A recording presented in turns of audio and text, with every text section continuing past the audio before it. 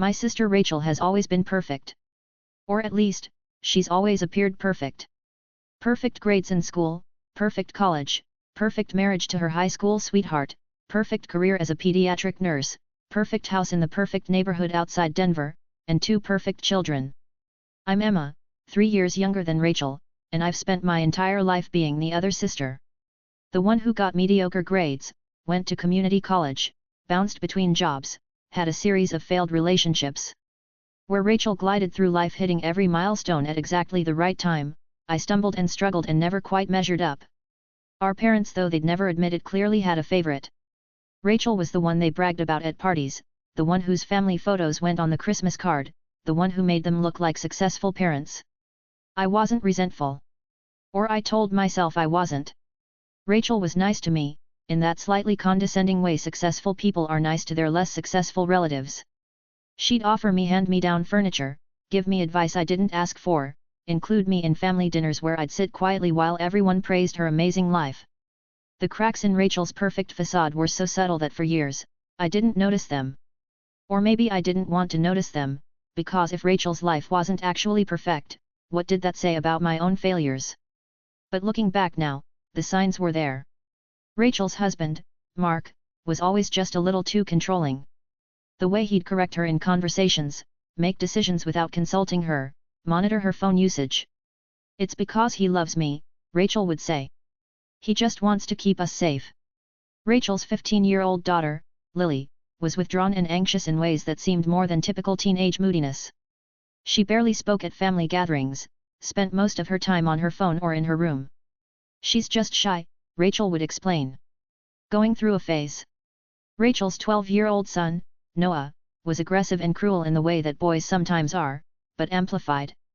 He'd say vicious things to his sister, mock other kids at school, hurt animals. Boys will be boys, Rachel would laugh nervously.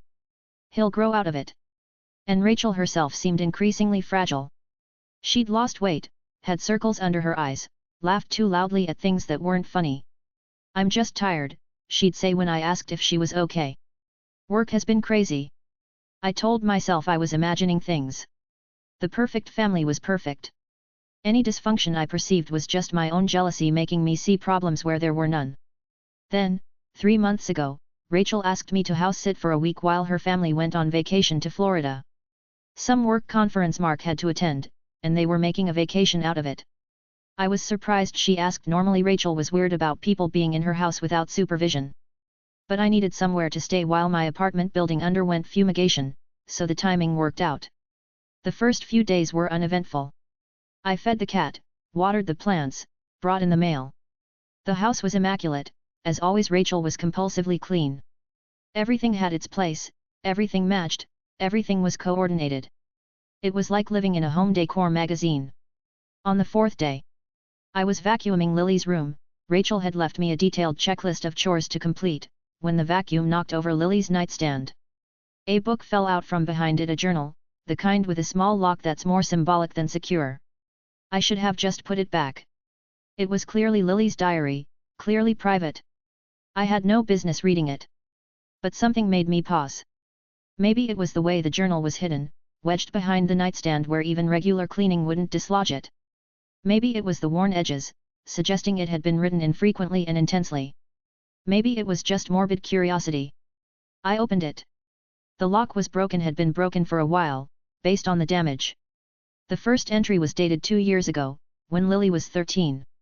Mom found my diary today and read it out loud at dinner. She thought it was funny that I have a crush on Jake from math class. Dad laughed too. Noah called me pathetic. I want to die. My stomach clenched. That was a violation, reading your daughter's diary and mocking her for it. But maybe it was a one-time mistake. I kept reading. Entry after entry detailed a pattern of cruelty and control that made me feel sick. Mark monitored all of Lily's phone communications, demanded her passwords, read her messages and then interrogated her about them. He'd go through her room regularly, searching for anything inappropriate, which seemed to mean anything teenage and normal. Rachel enabled and participated. She'd joke about Lily's body in front of family, comment on what she ate, make cutting remarks disguised as concern. Just trying to keep you healthy, sweetie. Noah was allowed to say anything to Lily without consequence. The things he called her, I won't repeat them all, but they ranged from typical sibling cruelty to genuinely disturbing sexual harassment. When Lily complained, she was told to stop being so sensitive and to learn to take a joke. Lily had tried to talk to a school counselor about her family's situation. Rachel and Mark found out I'm not sure how and pulled Lily out of school for a week as punishment for lying about us and trying to make us look bad. They told the school Lily was sick.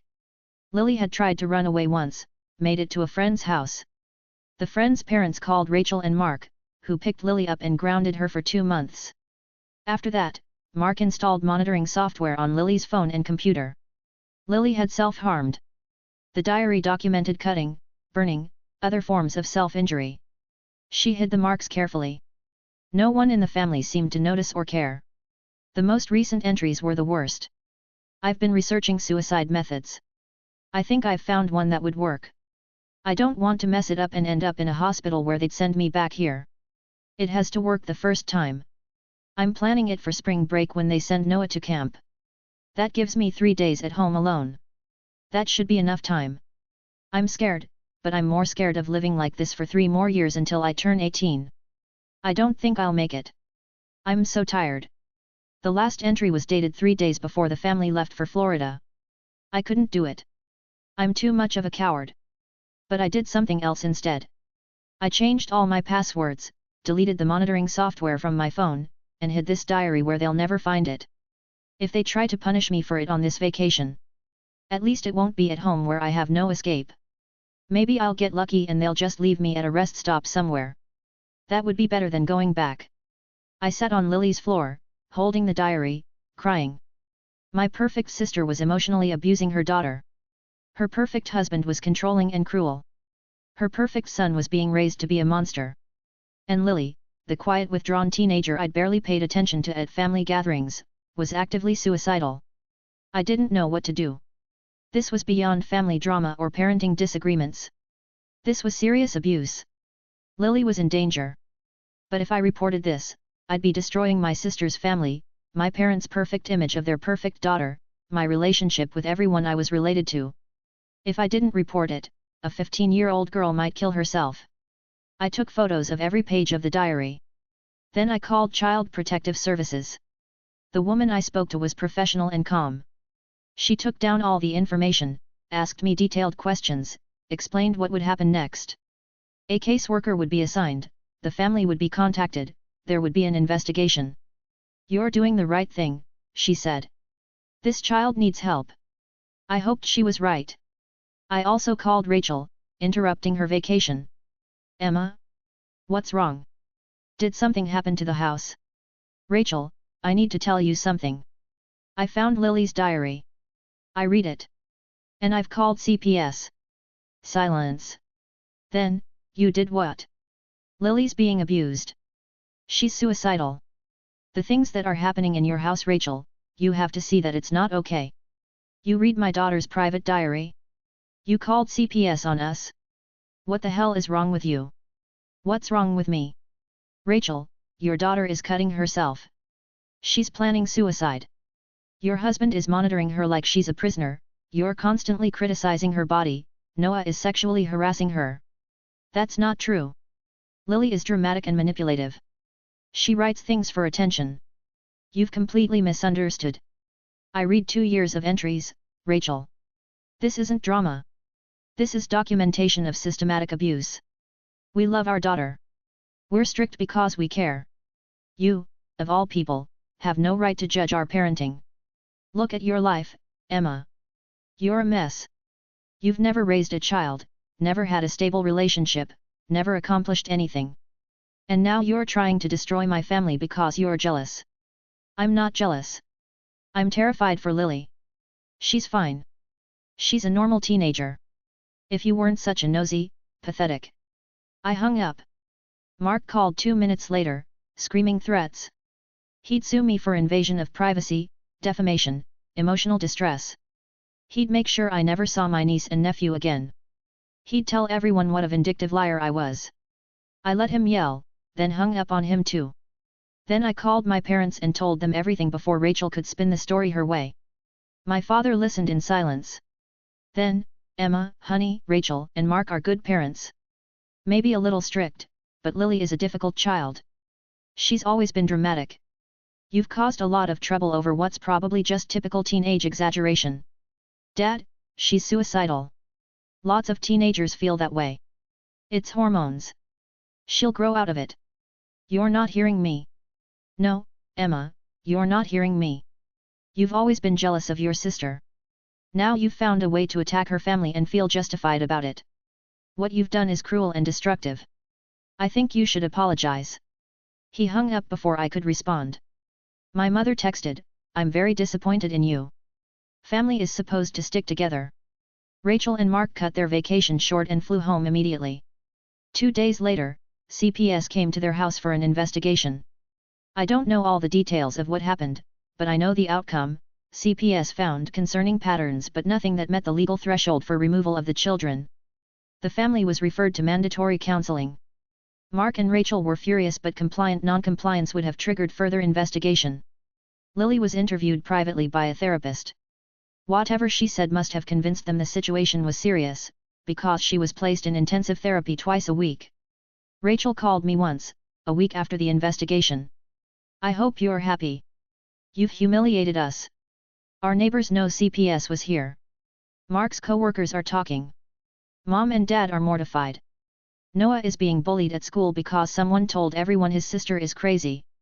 And Lily won't even speak to us. She just sits in her room, going to her court-ordered therapy, looking at us like we're monsters. Maybe you should ask yourself why she looks at you that way. Because you put ideas in her head. You made her think we're abusive. We're not perfect, Emma, but we love our kids. We've sacrificed everything for them. And now you've destroyed our family. Your family was already destroyed, Rachel. I just exposed it. Get out of our lives. You're not welcome at our house anymore. Don't contact Lily, don't contact Noah, don't contact me or Mark. You're dead to us. She hung up. My parents stopped calling. Family events happened without me. I saw photos on social media of Thanksgiving, Christmas, birthdays. In every photo, Rachel's smile was tight and Mark's arm was around her shoulders possessively. Lily and Noah weren't in most of the pictures. I messaged Lily on Instagram, just to let her know I was there if she needed to talk. The message showed as read, but she never responded. I didn't know if that was her choice or if her parents had intercepted it. For months, I wondered if I'd done the right thing. I'd reported abuse and the system had, sort of responded but not really. The family was in counseling, but they were also more isolated, more defensive, more committed to maintaining the appearance of perfection. Had I helped Lily or just made things worse? Then, 2 weeks ago, I got a message on Instagram from an account I didn't recognize. The message said, "This is Lily. Using a secret account they don't know about. Can we talk?" We arranged to meet at a coffee shop in a neighborhood where she wouldn't run into anyone she knew. I got there early, nervous, not sure what to expect. Lily walked in looking different than I remembered. She'd cut her hair short, dyed it dark purple. She was wearing clothes that actually seemed to express her personality instead of the preppy outfits Rachel usually chose for her. She looked more alive than I'd ever seen her. She sat down across from me, ordered a hot chocolate, and then said, "Thank you." For what? For reading my diary. For calling CPS. For breaking my family. I didn't break your family, Lily. It was already broken. I know. But I couldn't see it. Or I could see it, but I thought it was normal. I thought every family was like that. That I was just weak or wrong or broken for not being able to handle it. She wrapped her hands around her hot chocolate. The therapist they made me go to, she's actually amazing. First few sessions I was so angry, didn't want to talk. But she didn't push. She just kept creating space for me to be honest. And gradually I started telling her things. What kind of things? Everything. The monitoring, the criticism, the way Noah talks to me. The way Dad controls Mom and Mom takes it out on me. The way I'm not allowed to have privacy or autonomy or any normal teenage freedom. The way they tell me they love me while treating me like a prisoner. What did the therapist say? She said none of it is okay. She said what they're doing is emotionally abusive. She said I deserve better. And Emma, no adult has ever said that to me before. Everyone in my life just reinforced that I was the problem, that I needed to be more obedient, more grateful, less sensitive. She was crying now. You were the first person who saw what was really happening and did something about it. Everyone else either didn't see it or didn't want to see it. But you saw it and you acted, even though you knew it would cost you. I'm sorry I read your diary. Don't be. I'm glad you did. It was like. I wrote those things hoping someone would find them someday and understand. And you did. Are things better now? At home? She hesitated. They're different. Mom and Dad are on their best behavior because they know the therapist is watching, reporting back to CPS. They're still controlling but they're trying to hide it better. Noah has actually been pulled into therapy too, and he's slightly less terrible. Or maybe just more subtle. That doesn't sound great. It's not. But here's the thing, the therapy gave me permission to see the situation clearly. And once I could see it clearly, I could start planning. Planning what? My escape. I turned 16 in 3 months. In Colorado, 16-year-olds can petition for emancipation under certain circumstances. My therapist is helping me build a case. I've been documenting everything, all the controlling behavior, all the emotional abuse. I've been saving money from my part-time job that they don't know about. I've been researching my options. You're going to leave. As soon as I legally can. I'm going to petition for emancipation, get a full-time job, finish high school while living independently. My therapist knows people who can help, organizations that support teens leaving abusive homes. I have a plan. That's incredibly brave. It's survival. I can't stay there until 18. I won't make it. She met my eyes. But I couldn't have done any of this without you. You saved my life. Not by fixing my family, you can't fix them. But by breaking the illusion that everything was fine, by forcing everyone to look at the truth. That saved me. We talked for 2 more hours. I learned about Lily's real personality, the one she'd been hiding under the compliant daughter mask. She was sharp, funny, creative. She wanted to study art in college, maybe become an animator. She loved horror movies and indie music. She had friends her parents didn't approve of who actually treated her well. She was a whole person, complex and interesting, that I'd never gotten to know because the family system had suppressed who she really was. Before she left, she hugged me. I know what this cost you. Losing the family. Becoming the villain. That's not fair. You're worth it, I said. You're more important than their perfect image. When I get out, she said, when I'm emancipated and safe and living my own life, I want you in it. You're the only family member who chose me over the illusion. That matters. After she left, I sat in the coffee shop for a long time, processing. Had I done the right thing? I still wasn't sure. The family wasn't fixed. Rachel and Mark were still controlling and abusive, just more careful about it. My parents still saw me as the troublemaker who'd attacked their perfect daughter. I'd lost most of my family relationships. But Lily had a path out. She had clarity, a plan, support from a good therapist, and hope for a different future. That wouldn't have happened if I'd stayed silent. Sometimes doing the right thing doesn't look like winning. It looks like loss and alienation and becoming the villain in everyone else's story.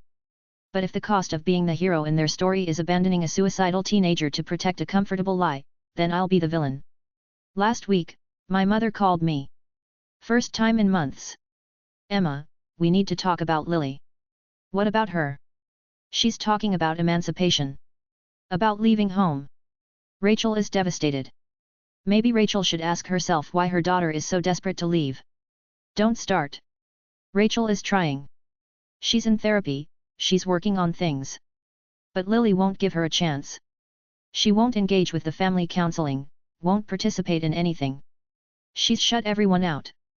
Because the family isn't safe for her. You've poisoned her against us. Before you interfered, Lily was fine. Lily was suicidal, Mom. That's not fine. That's an exaggeration. Teenagers write dramatic things in diaries. You took typical teenage angst and turned it into a crisis. I was so tired of this conversation. Mom, believe what you want. But I know what I read. And I know Lily is planning to leave as soon as she legally can. You can either try to understand why or you can keep pretending everything is fine. But your window for having any relationship with her is closing. If she leaves, it will be your fault. No, I said firmly. If she leaves, it will be because the family she was born into wasn't safe for her. I just gave her permission to see that. Mom hung up on me. I don't know how Lily's story ends. I don't know if she'll successfully petition for emancipation, if she'll be able to support herself, if she'll thrive or struggle in independence. I hope she makes it. I hope she builds the life she deserves, surrounded by people who see and value who she really is. As for my family, the one I was born into, I think that's over. Rachel will never forgive me. Mark sees me as an enemy. My parents will always see me as the jealous sister who destroyed their perfect family. Noah will grow up hearing the story of Aunt Emma who tried to tear us apart. I'm okay with that. Because the alternative was staying silent while a 15-year-old girl suffered in a house full of people who claimed to love her while slowly destroying her. Someone needed to be the villain in their story so that Lily could be the hero in hers. I'm at peace with playing that role. The perfect family was never perfect. It was a carefully maintained illusion that required everyone to pretend abuse was love, control was care, and suffering was normal. I broke the illusion. I'm not sorry. Lily deserved someone who would choose her truth over their comfort. I'm just sorry it took me so long to see what was really happening. I'm sorry I was complicit for years, going along with the family narrative that Rachel's family was perfect and Lily was just going through a phase. But I saw the truth eventually. And I acted. That has to count for something. 3 days ago, Lily texted me, lawyer meeting next week. It's happening. I'm really doing this. I replied, I'm proud of you. You've got this. She sent back a heart emoji, and then, love you, Aunt Emma. You're the only real family I have. That message is worth every relationship I lost. Every single one.